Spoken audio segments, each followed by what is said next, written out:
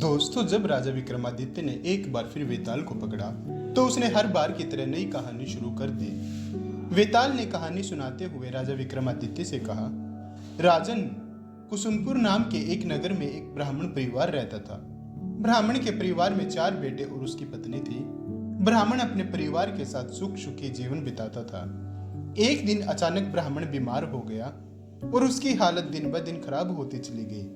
सेहत में सुधार न होने के कारण एक दिन ब्राह्मण की मौत हो गई। ब्राह्मण की मौत से दुखी होकर उसकी पत्नी भी सती हो गई। ब्राह्मण और उसकी पत्नी की मौत के बाद उनके रिश्तेदारों ने 4 लड़कों को अकेला देख उसका सारा धन छीन लिया। पूरी तरह से कंगाल होने पर चारों भाई अपने नाना के यहाँ रहने लगे। कुछ दिन तक तो सब ठीक चला। बाद में नाना के घर में भी ब्राह्मण के 4 बेटों के साथ बुरा व्यवहार किया जाने लगा। दोस्तों, इस स्थिति को देखते हुए 4 भाइयों ने निश्चय किया कि उन्हें कोई विद्या ग्रहण करनी चाहिए ताकि लोग उनके माता पिता की तरह ही उनका सम्मान करें। यह सोचकर 4 भाई अलग अलग दिशाओं में चले गए।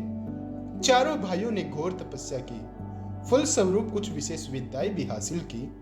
जब 4 भाई काफी समय बाद मिले तो उन्होंने एक दूसरे को खुद द्वारा हासिल की गई विद्या के बारे में बताया। एक ने कहा, मैं मरे हुए जीव की हड्डियों पर मांस चढ़ा सकता हूँ। दूसरे ने कहा, मैं मांस पर खाल और बाल बना सकता हूँ।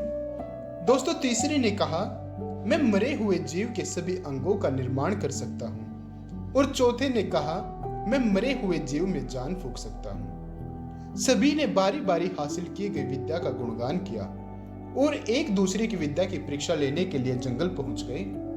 जंगल में उन्हें एक मरे हुए शेर की हड्डियां मिली। उन्होंने बिना जाने कि किस जीव की हड्डियां है उन्हें उठा लिया।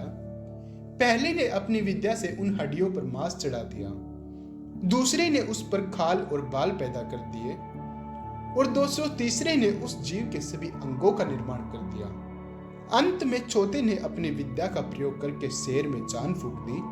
शेर जीवित होते ही 4 भाइयों को मारकर खा गया। इतना कहते हुए वेताल बोला, बता विक्रम, इन 4 पढ़े लिखे मूर्ख में सबसे बड़ा मूर्ख कौन था?